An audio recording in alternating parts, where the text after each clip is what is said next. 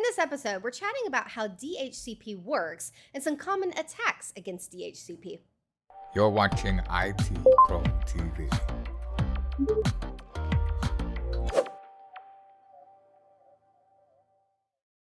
Hello and welcome to IT Pro TV. This is CEH. I'm Kathy. This is Daniel. Hey. And we are ready to rock. Yes, we are. A little DHCP goodness. DHCP. Do you know what that stands for? I do. And it's kind of a funny story behind that, actually, because when I learned DHCP, I was taught that it was Dynamic Host Control Protocol. But it is not that either anymore, or that was wrong. I don't know what happened, but I remember one day someone going, that's not what DHCP stands for. It's Dynamic Host Configuration Protocol. I said, nah, you're wrong. And I was like, no, dude, not wrong. How about that? So there you go. It's Dynamic Host Configuration Protocol. This is the protocol that we use to help make our lives really easy when it comes to assigning network information to our connected hosts. Well, unfortunately, there are some things that we might be able to manipulate that would allow us to attack that service and maybe even perform some packet sniffing, man in the middle, those kind of wonderful little items, attacks down the road after the fact, right? So it's a good little topic for us. It shouldn't take us too long to get through this one.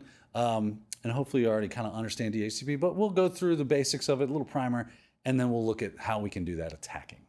Daniel, it's not very often that you use the word easy within a CEH episode. No, we got a lot of I'm happy that you're here to make our lives easier. I try.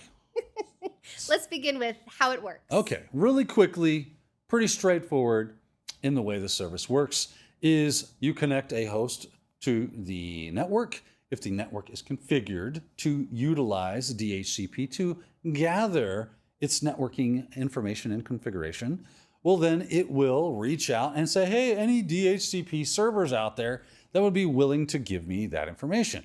If there is, one will respond and say, I would love to do that for you. And then it gives that information out, it acknowledges that it occurs, and you have IP information, DNS information, gateway configuration, all sorts of great stuff that happens, and you can access the network, talk to other hosts on said network, reach out to the internet, whatever you need, right? And it did it all automagically, right? So fun.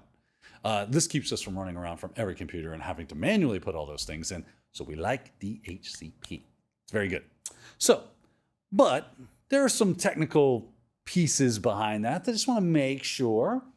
I assume you know them, but for those of us out there that may not have ever come across this before, let's jump into my computer really quickly. I got some information I want to show you. There's a lot of goings on here in my screen. And basically what I've done is I've released my DHCP information.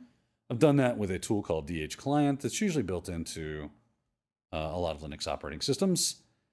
And then I've requested a new configuration.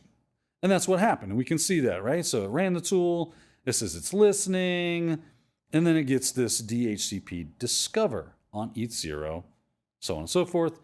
And then we received this offer. This is called the DORA process, D-O-R-A, right? Which stands for discover, offer, request. Looks like I had to make 2 requests. Maybe it didn't respond quickly enough.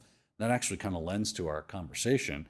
And then there's an acknowledgement that I've received it. I'm good. I've got all that information. Thank you so much. I can now connect to the network. I'm off to the races. And then it tells me it was bound to that. Right? So this tool actually kind of shows me that process happening, which is really cool. Could also have done a look at that with Wireshark, which I did capture that information.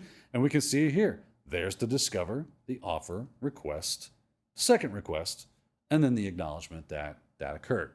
So pretty straightforward. Once that process is complete, you should have a configuration. You should be able to connect to the network. Let's chat about some of the common attacks. Common attacks. Well, it's funny. For this episode, I've actually only got one attack. Oh. Yeah. Let's talk about the one.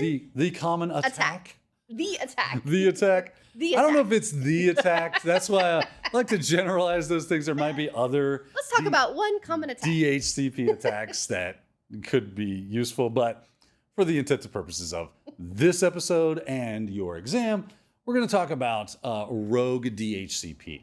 So Rogue DHCP. If you've ever been in a computer lab and you're working with things like setting up servers and stuff like that, and you set up a DHCP server and everybody's all on the same network, guess what? Usually hilarity ensues. It's a comedy of errors and everybody's going, I've got weird DHCP, because all these DHCP servers, if they see that Discover, will reply with an offer.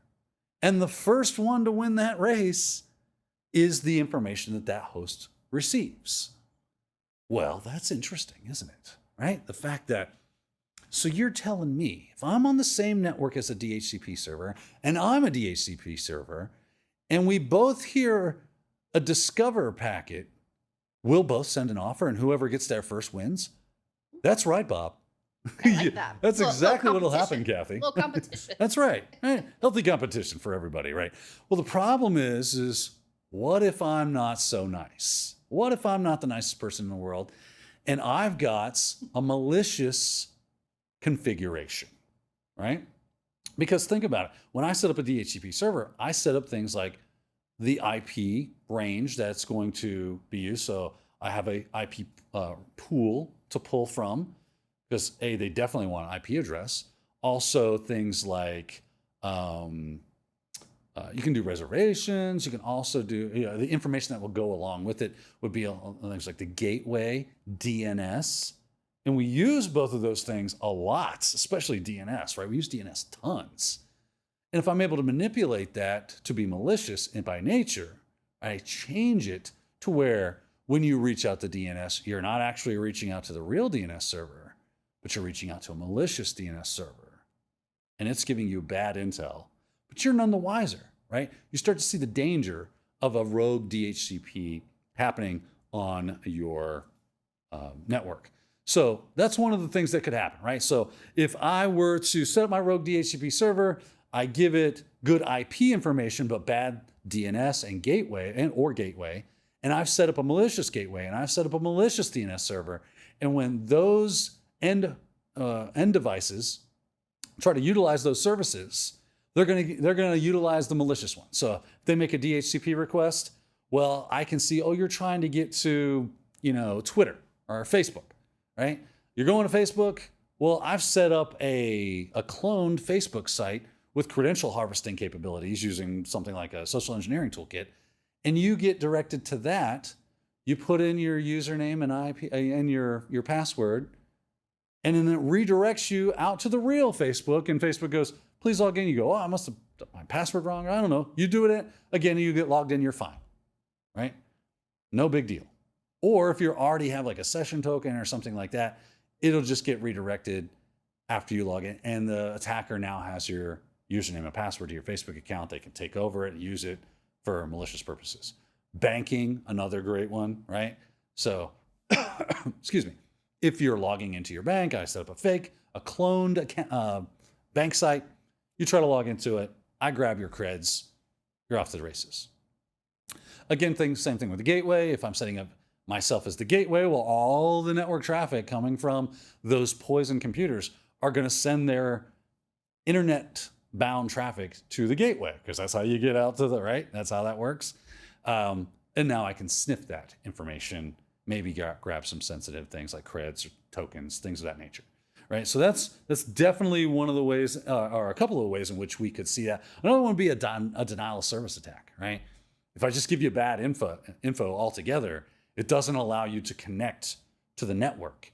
And if I've got a really fast system that's really good at responding, ultimately I can get enough systems on that network to not be able to talk to each other, and therefore they have no access to the service that is the network.